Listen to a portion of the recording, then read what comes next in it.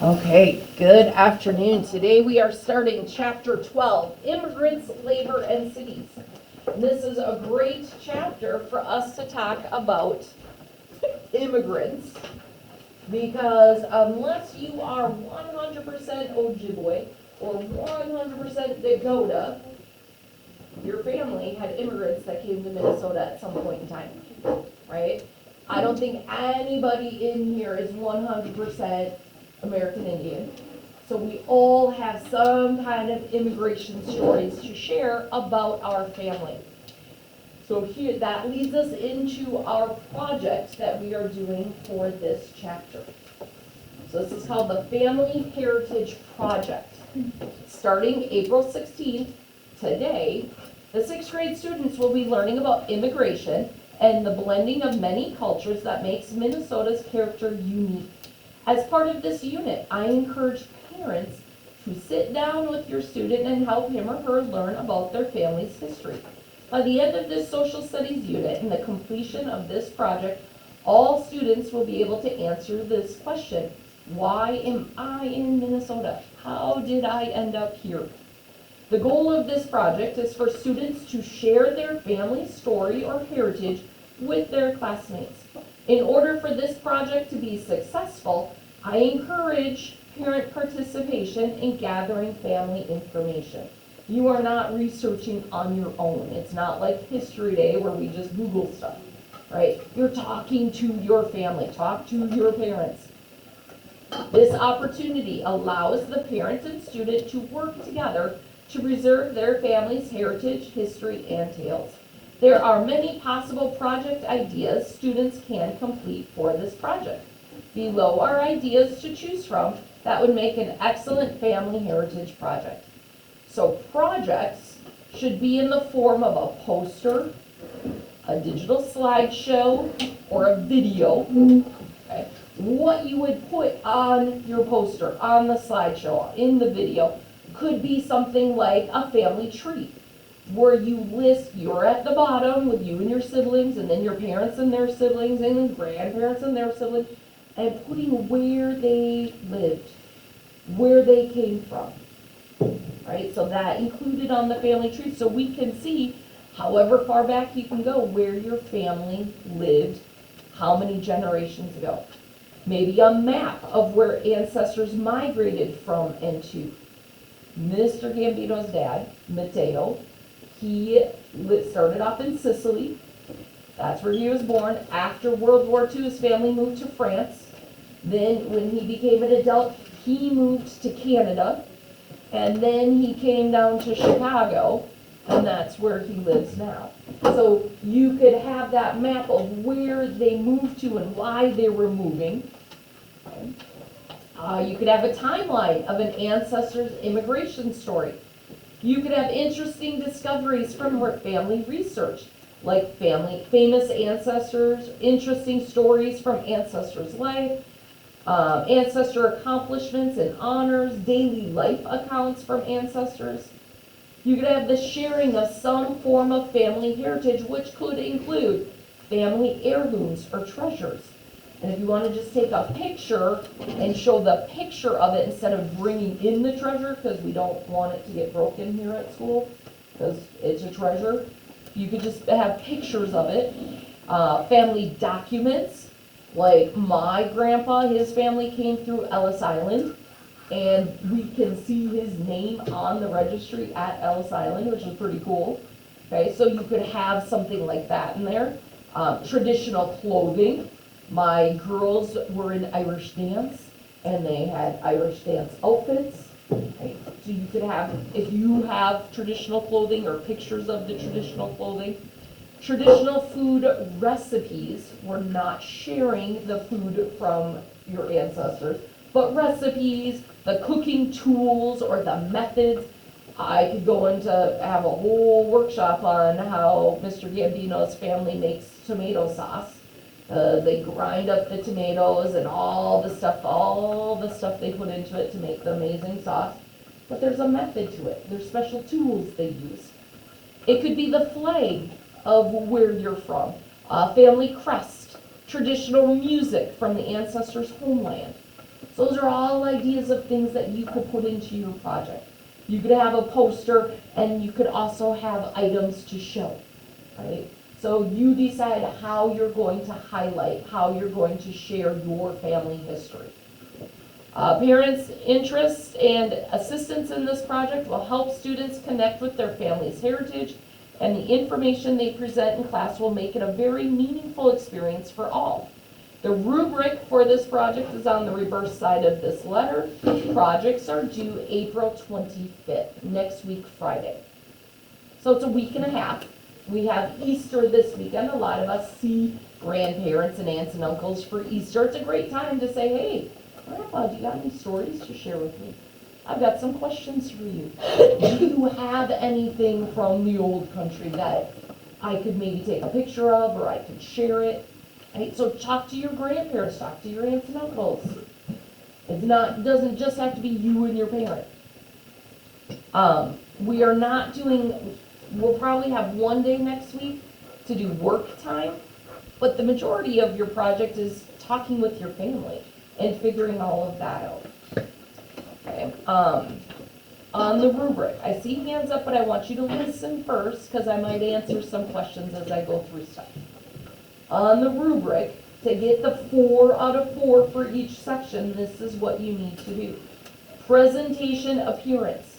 It needs to be very neat, easy to read from a distance, eye-catching. So if you do a poster and it's just a white poster with a picture right here and a picture right here, you're probably not going to get a 4, right? That's not a lot to it. Right? We want it to be eye-catching. We want you to put some effort into this. Presentation information. It's informative. It's interesting to the audience. It stays on topic about your family. It's clear and easy to understand. So you're going to be explaining what you've learned. Presentation sharing method. Creative. The method helps share the information. It connects with the information seamlessly. I'm talking about the cooking methods. I've got the stuff to show the cooking tools that we use. It's on my poster, right? I'm talking about that. Grammar and spelling. On our poster, on our video, on the slideshow. It's not going to be just pictures. You need words explaining it. It needs to be spelled correctly. Your grammar needs to be correct. When you're talking, you need to use proper grammar. Okay, so you need to practice your presentation before you give it. So you know what you're going to say. You're not just making big run-on sentences and just going on and on and on and on. Okay, you're being concise and you're being proper with how you're speaking. Presentation skills. Maintains eye contact with the audience. Proper volume. We want to be able to hear you. I'm going to be sitting in the back. I need to hear. Speaks with appropriate tone and pace, and presents with a professional nature. You're not up here acting silly and obnoxious, right? Giving a good presentation. We are just doing this for our class. We're not going to Regan Hall. We're not doing this for the school. It's just for our class. Presentations should only be a couple minutes long. Doesn't have to be 20 minutes, right? Just a couple minutes telling us about your family, what you learned, and what your focus was on. Now, are there any questions? Adeline. What side of the family do you do? Your choice. Okay, you could choose, like, my kids would love to do just straight Italy because Mr. Matteo is 100% Italian. I'm 7 different things. So my kids a lot of times gravitate to the Italy side because they know so much more about that side. So it's your choice. If you want to focus on the mom side, on the dad side, if you want to talk about both sides, it's up to you. Also, do you only have to choose like one person on the side? It's your choice. Okay. Like I shared how Matteo went from Sicily to France to Canada to Chicago. That would be a whole presentation right there. There's so much. You could do a whole day talking about your family history. Family histories are amazing. You need to narrow it down. Harper. What if you don't end where your family originates from, because your like great grandparents have like in-laws. So go back as far as you can. Yeah. Okay, did your great grandparents start out in Minnesota? I don't know. Okay, your parents might know. Talk to your parents. Say, hey, how far back can we go? Mr. Gambino's a lot easier. He can go back really far into Italy. I can't because I'm 7 different things. My grandparents passed away when I was your guys' age. So it wasn't as easy for me to be able to go super far back. Now with Ancestry.com, my sister has done that. I have aunt and uncle who've done it. We know a little bit more about our history. So if your family has done something like that, they might know a little more. Talk to your family. It might be, yeah, we can't go so far back, but we know we have these traditions and these customs. We know that, I know my grandpa came from Germany, so I could talk a little bit about what I know about that. So it doesn't have to be super intense, okay? It's just a smaller project. Stretching? Yeah. Okay. James? If we want to get Ancestry to to help with our project, and we want to put like the family tree on it, can we just like screenshot the family tree and put it into the slideshow? Or Does your family already have access to it? Then no, don't use Ancestry.com if you don't already have it. okay. Okay, that costs money, and it takes time to get it. Just talk with your parents, talk with grandparents or aunts and uncles, and just go from there. Okay. What do you think everyone's homework for tonight is? Show this letter to your parents. Okay? I really truly want parents to help with this.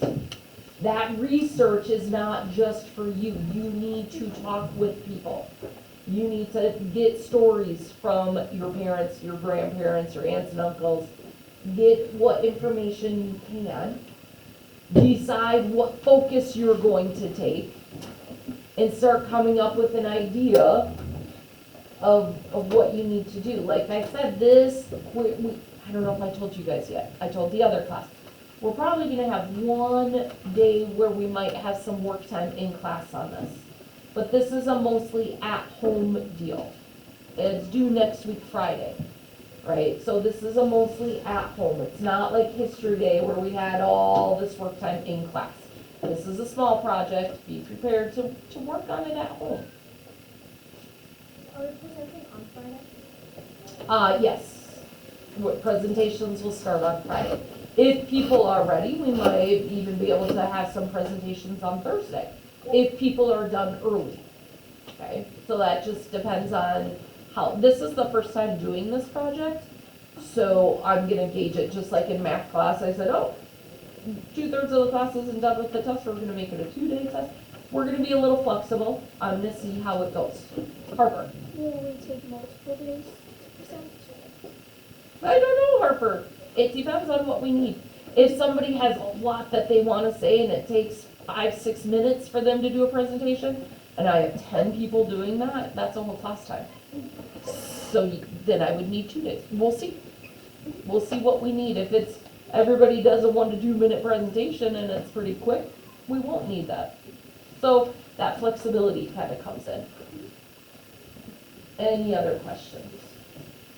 Okay, Michael, can you pass these out? So everybody's homework is to do that.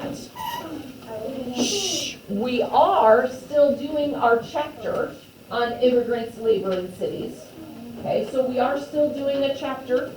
We need to get through some of this. We're gonna go quick through the comprehension page.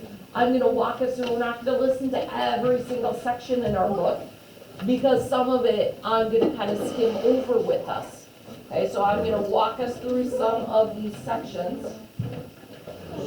But you need to be filling it in as we go with what I'm talking about. So put your name on it.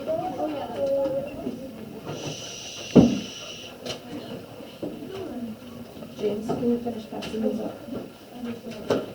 I got the first 2 tables up here. Okay. So, when we get our comprehension page, our first thing is that introduction. It's talking about how immigrants are coming from other countries and how in 1880, there's a lower number of immigrants coming from countries. And then we go to the 1920 table, and we're gonna fill in numbers for 1920. Let's look at our table to fill in, so the table on page 242.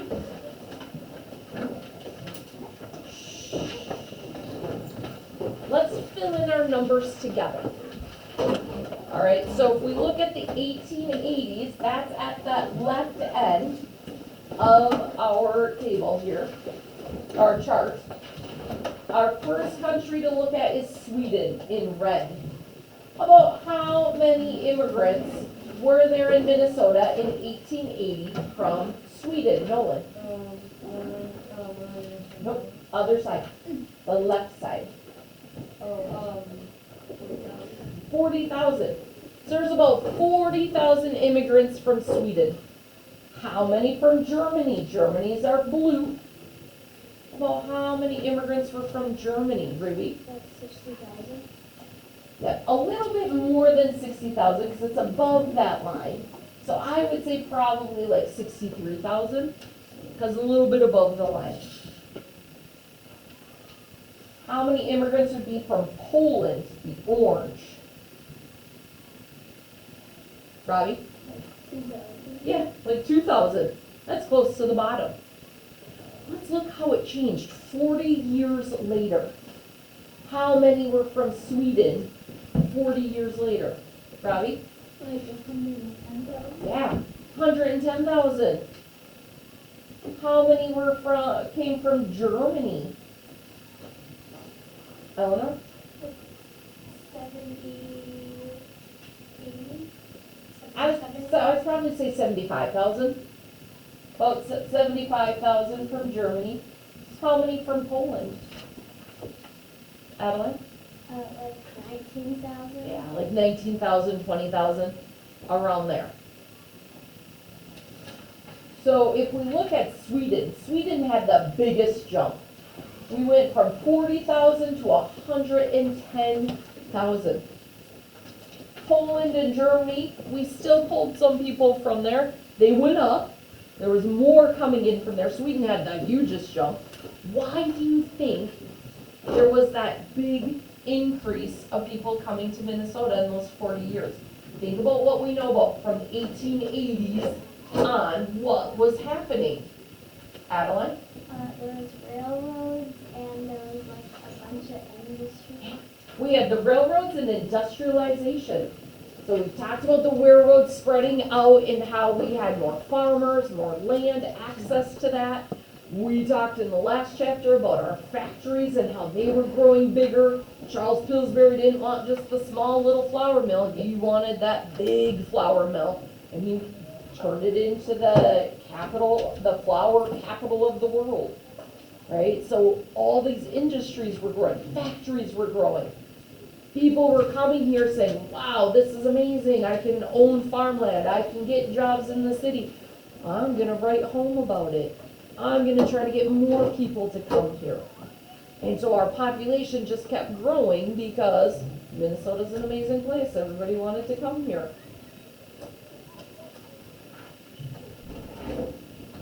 Most immigrants, as they're coming, so when Mr. Gambino's dad, Matteo, went from Sicily to France and then to Canada, and then he came down to Chicago. He settled in an area in Chicago called Little Italy. Why do you think he would go to a place called Little Italy?